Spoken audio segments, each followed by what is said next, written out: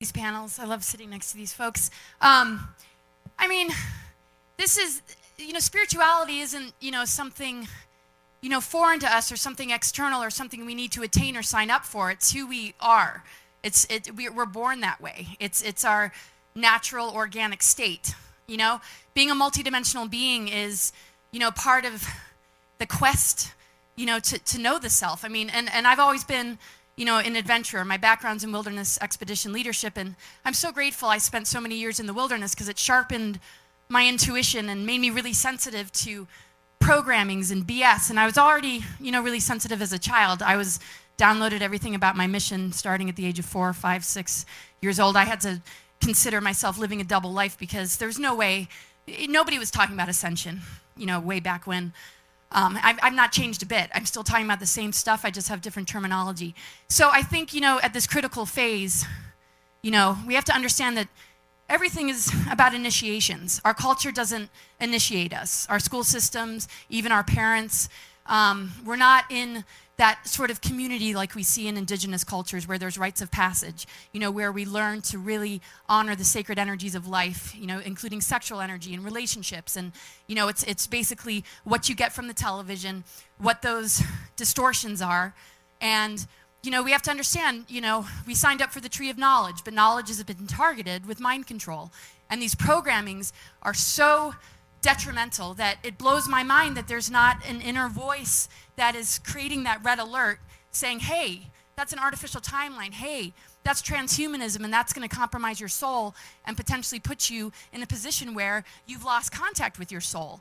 And when you're in the wilderness for long enough, it's like you get so tuned into how to survive and how to work in a group that the most critical thing to survival is creating harmony, listening to each other, making sure everybody feels good and taken care of. And what the wildlife does and what the elements do in response to integrity and just being a good person, you get that instant reflection when you're in nature. You don't get that in the Matrix when you're watching television, when you're buying, into the false programmings, when you're following, the model of reward punishment based on, how great your negative ego is and how much you can stomp on others and take advantage of others.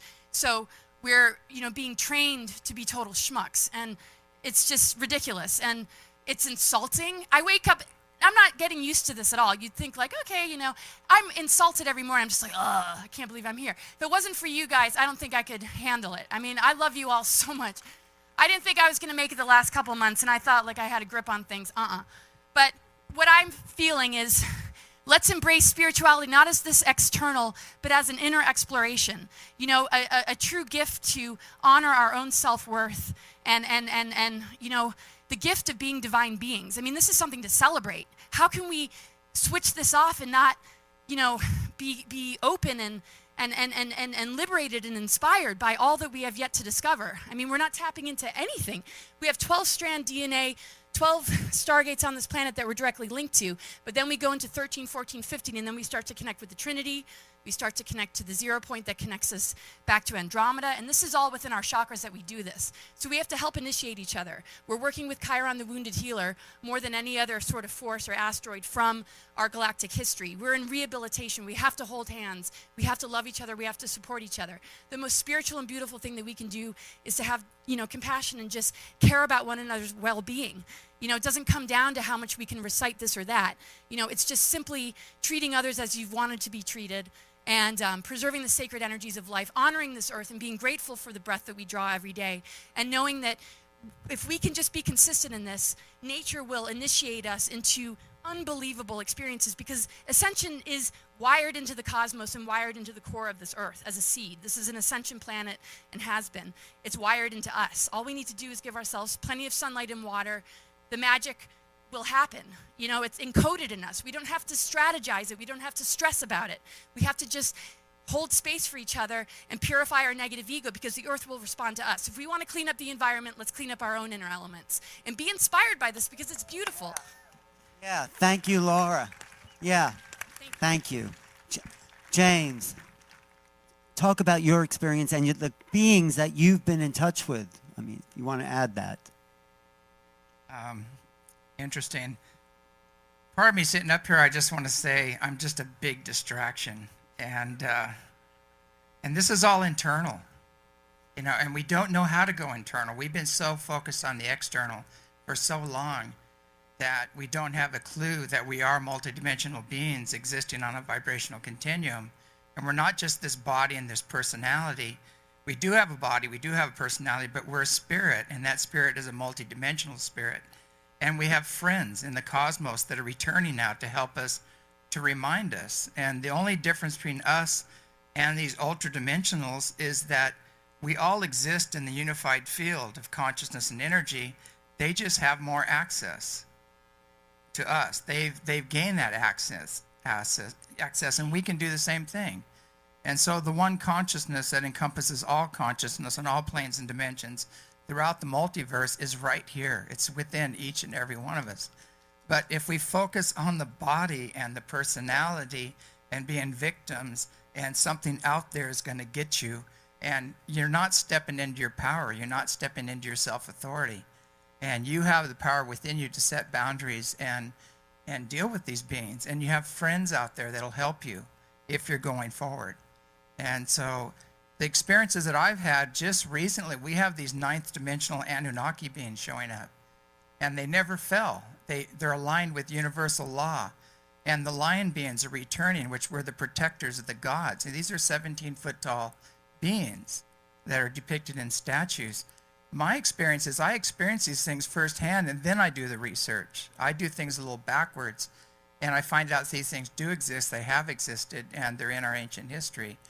So right now we have a golden opportunity to step into our power, wake up, remember who we are, and step out of any of these victim roles and set some firm boundaries.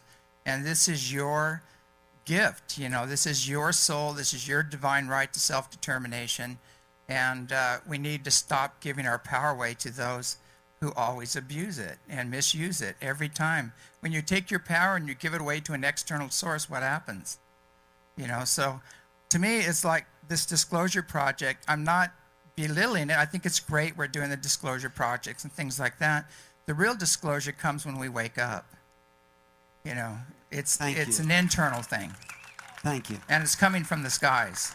And it's going to happen. There's no way of stopping it. So I just want to say, be open to this. The beings that are coming now are beyond imagination. They're here to help with this shift.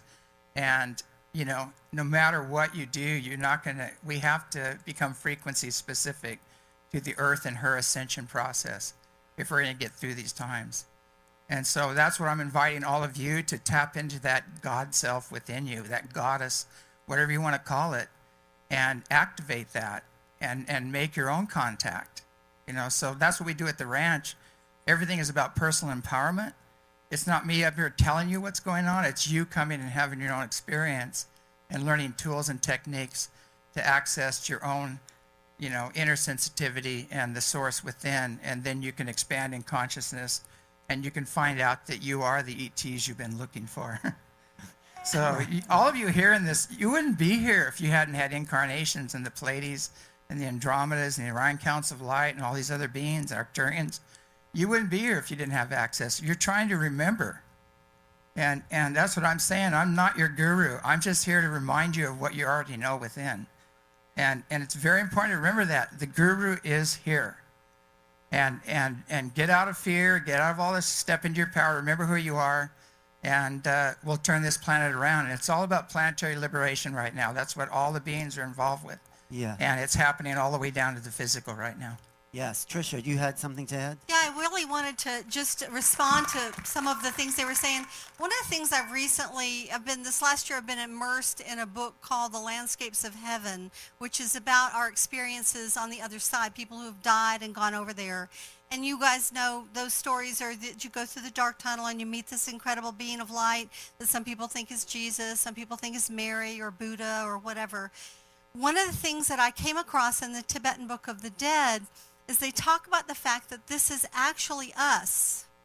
This is our true self, that there's a large portion of each of us that has remained in these higher realms, that is that angelic being of light. And that we choose to take these crazy incarnations down on the roller coaster ride of planet Earth and whatever other planet in the third dimension, in the fourth dimension, in the fifth dimension, to have these experiences. And so at the end of every lifetime, the question that being asks us, which is ourselves, is what did you bring me of value? Who did you help? Who helped you? Who did you love? Who loved you? What meaning did your life have? What did you learn that you can bring back to me? And me is us. We are those beings. Many of us have not only come from the stars and came here long ago to try to help this planet, and here we are. We've been going at it for 10,000, 12,000, 20,000 years. My Lord, how long does it go on? But we're also, some of us are running concurrent lifetimes in the fourth dimension or in the fifth dimension on ships. And we may get glimpses of these in our dreams or meditation and think we're just crazy. But in fact, we're really not. Who is down here is only a portion of who we are. And the sooner we can sort of wake up to that and be walking in our angelic divinity, the more we will transform our lives and the planet. Yeah, and I think Whitley wanted to add to that. We'll ask another question. Go ahead, Whitley. I just wanted to add a couple of things.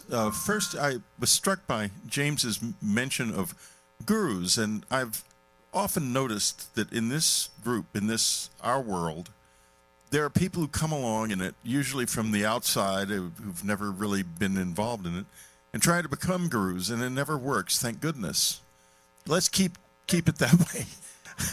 We're all in this together, and one of the most, as I said in my first little talk, important things I learned is that we're all equal.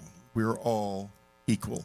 Now, the other thing I wanted to mention is that we have a kind of unconscious shorthand about intelligence and consciousness.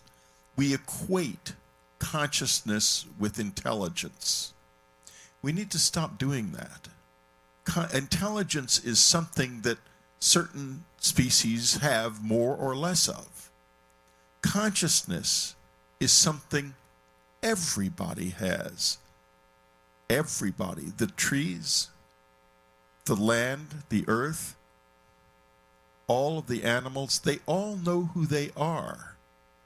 And we are a little different in that we are on a trajectory of discovery. They all just know. But remember this, when you think about consciousness, it's different from intelligence. And it's a very wonderful, mysterious presence. You know, we always say, well, we need to love the earth. But do you know you can turn it around? It turns out the earth loves you. The earth itself is conscious, vividly, immediately conscious. And you can partake of that. You can let yourself be loved by the earth. And it is just a marvelous experience. You have no idea what a good mother we have. Thank you. Thank you. So I think there is this agreement about transformation that is happening at this moment. And here we are at a very kind of avant-garde event at the forefront of consciousness. We have an incredibly intelligent panel with an amazing audience that is open and willing to go into the unknown. How do we bring us all to that next step right now? How do we make it really practical as opposed to talking about things we've known and things we've seen? How do we take it into the future, into the moment? That's my question. Wait, Trish, you had an answer? I have 1 minute to answer that question. Sure. It's an exercise to balance your brain. Would you guys like to know that exercise? Sure. Because the more your brain's balanced, the sooner your third eye will awaken, and the more access you'll have to the inner realms. So you take your left hand and you put it at the back of your head like this. So we're going to go through a sequence. There are 4 movements. 1, 2, 3, 4. Okay? So it's the midline that connects the 2 hemispheres. So then with the right hand, and I have to put this down so hopefully you can hear me or see me.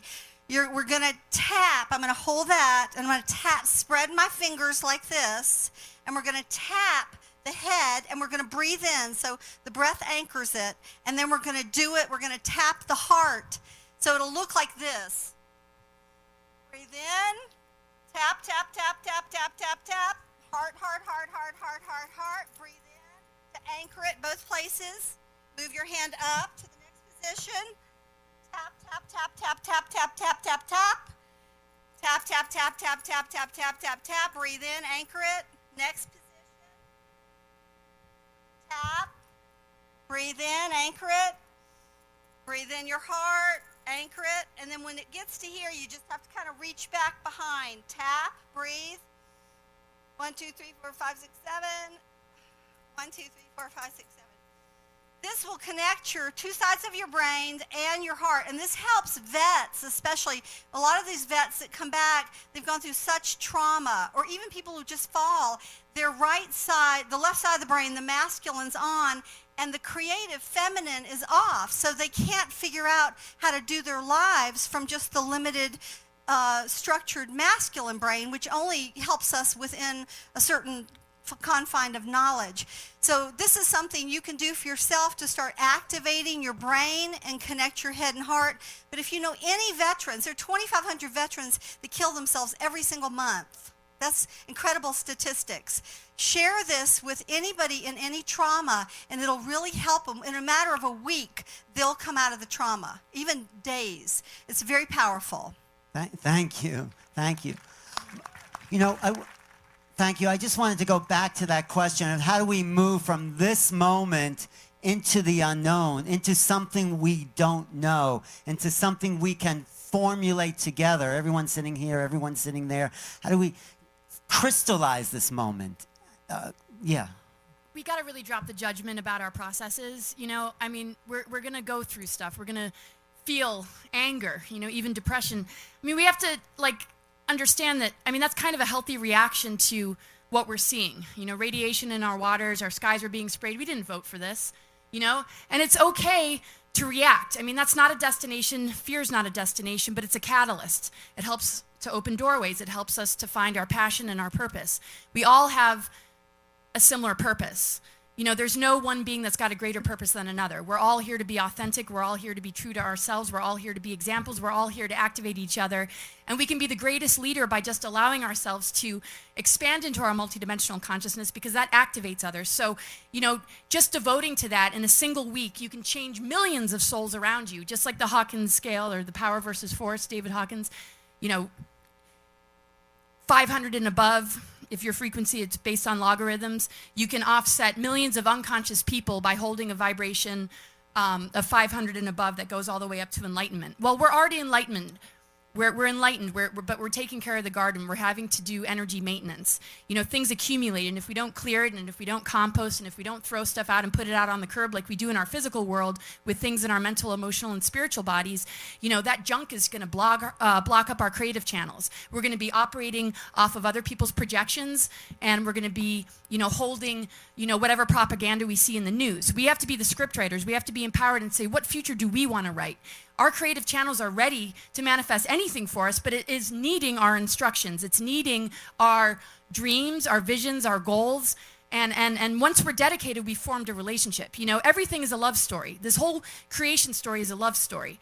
And so, as I said earlier, it's like we got to divorce the imposter and be in a true love relationship with creation and answer to that relationship, answer to the earth, answer to yourself. You know, stand up in integrity. Don't be afraid to admit, you know, error. You know, and I like to be transparent and admit all my flaws and struggles because, you know, why not be comfortable with it? You know, we got to cut ourselves a lot of slack. I wanted to make a t-shirt. I'm doing the best I can on a planet infiltrated by Draco reptilians. Come on, like bumper sticker. Like, I don't care what a freak I look like. I don't care what anybody thinks, because I know that the foundation I exist upon is love and devotion and service. People can take it or leave it. I'm not here to waste my time on letting those projections get to me. So drop the judgments. Let's all hold hands. Let's cry in each other's arms. Let's get pissed and turn that fire into passion and make real change happen. Thank you.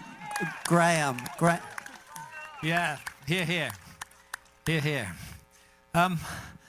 I think the one area in our lives where we have power is how we function in the world. I mean, there's a tendency confronted by the lies and the mind control and the horrendous inequality and wickedness of the world that we live in today to just give up hope and feel, hell, there's just nothing I can do about this. It's all too big. It's all too much. But that's not true, because in our personal lives, in the choices we make, in how we relate to other people, in what we learn from them and what we teach to them, we do have power, and we can make a difference. We can make a choice to be a more nurturing and positive person. We can make a choice to put fear behind us and never to engage in hatred and suspicion towards another. We can make a choice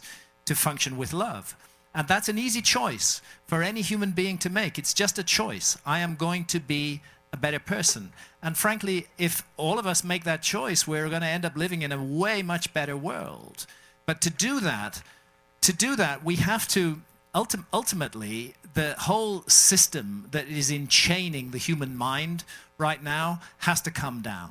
This is a simple fact. We need a revolution. It's not going to work anymore. It's a broken system. It's a deadly system.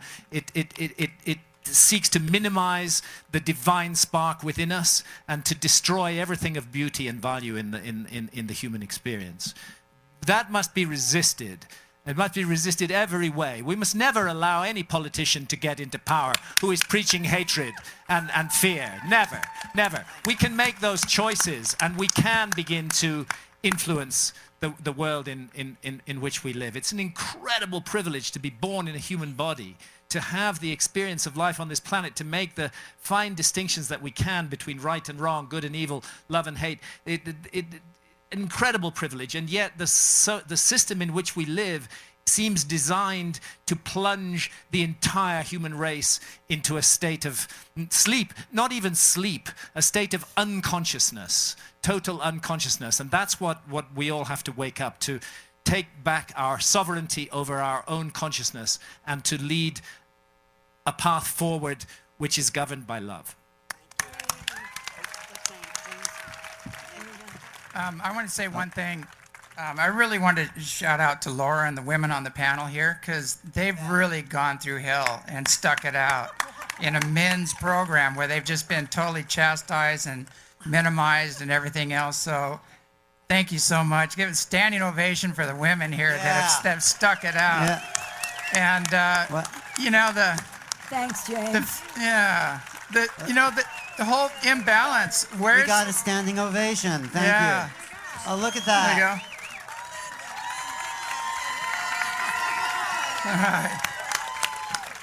Thank you. Let's hear from one of those women. Desiree? Yeah, let me finish one more thing. One more thing. Thank you. It's so important right now because we've been so imbalanced right now. And, you know, if you want to get political, everybody goes, you know, who are you voting for? And I said, a council of grandmothers, you know. And they go, well, we want a woman for president. And I go, there isn't one running, you know. It's like, come on. Like, so, you know, what is a woman? What is the nature of a woman? I mean, women do not send their kids to war. They love the family unit. They keep it together. You know, the Earth Mother, you know, let's get the divine feminine back on track. It got hijacked. And it's so important right now to give it a voice, to support that voice. And men, you need to learn to cry. You need to get in touch with your own feminine energy and get balanced again, because there's no power in the intellect. The intellect is a drop in the sea of consciousness. We need to get in touch with the feminine. The feminine is subjective. It's open to spirit. We should be subjective to spirit, bring that information in objectively through our male side, act it out. We're completely opposite. And so if there's anything that we can do right now to turn this planet around, is to really support the influx of this divine feminine energy. These beings that are appearing to me are almost all women. They're goddesses. They're unbelievably, when an 8-foot tall being appears to you and she's this goddess in her, you say, yes, ma'am. You know? You don't challenge it. You don't argue with it. You don't have an intellectual program with it. You say, yes, ma'am. You become subject to it. You listen to them. And so it's so important right now to honor the divine feminine now, bring back that balance. And most of the beings that are coming in now have that feminine energy. And most of the contacts, believe it or not, are feminine because we don't go into flight or fight and things like that. So it's a major energy. So when we get in touch with our feminine nature, get balanced, then we're primed for contact. That's when we're going to have the contact. So Thank you. again, I just want to thank the women that have stood up on this panel and have gone through the test of time. And we have a conference at ESETI, and we always make sure it's balanced, and we try to get more women than men because there has been such an extreme imbalance. But anyway, that's something I felt really strongly guided to say. Let's hear from the woman. No, thank you, James. Thank you. So what is that feminine energy? And of course, as our friends have said, it is the power of love. It's the power of understanding. That's also a feminine aspect, even in the Kabbalistic tradition. And it's the power of caring. And that's something even Whitney had brought forth, caring and understanding. But what we are doing right now, and to answer Alan, I believe, is we need to simply shift our consciousness to see ourselves as those beings with love, caring, and understanding, and to realize that we are a part of a greater universal consciousness.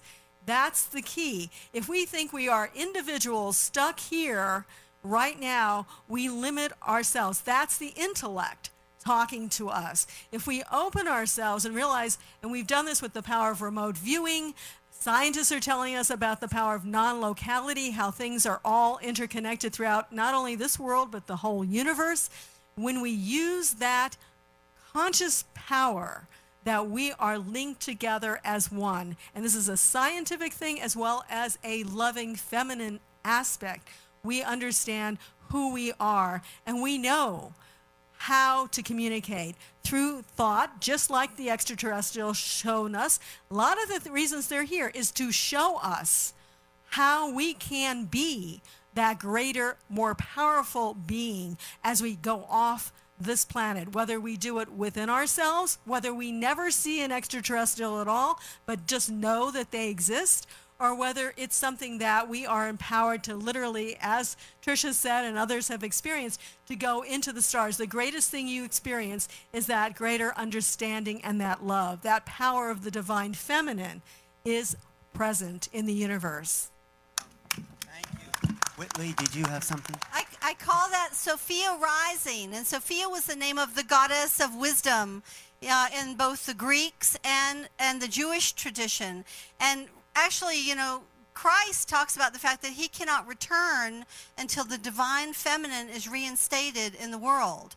And this is, of course, one of the reasons why the crazy patriarchy has turned that terrorist group ISIL into ISIS. They don't even call themselves ISIS. That's a name that they were fed, the media was fed to use in order to basically plant that seed of fear and terror around the divine feminine energy. And it's just crazy making. You know, once you start finding out about all this hidden history that has really been suppressed, and that's part of the reason why, even though I've been speaking in the UFO field and ancient aliens and all that stuff for all these years, I bothered to take the time, being born in the fundamentalist Christian South, with the fundamentalist family, a fundamentalist preacher brother-in-law and sister, where I've seen so much, you know, judgment and separation in the name of that beautiful being that we call Issa or Jesus. I mean, so much. 50 million people killed by the Inquisition. 50 million people. They were heretics, where witchcraft didn't exist until the 1200s. Then after that, they were witches. Basically getting rid of people like us, who were asking the questions and who were able to connect their consciousness to plants, to stones, to animals, to the cosmos. Very sad. So I bothered to write a book about that. So, and also one other thing I wanted to say is 10 days before I came to this, the Galactic Council came and said to me, so many people who are in the UFO field fear the aliens. They're scared of them because of all the crazy gray stuff and the abductions. And of course, people have gone through that. It's completely understandable why they would be scared. And they said, that's not what we're here for. Please let them know that. Would you please make a name tag? So I made these little name tags. They're say Galactic Federation Ambassador. And that's what we are. I only have about 90 of them with me. That's it. But anybody who considers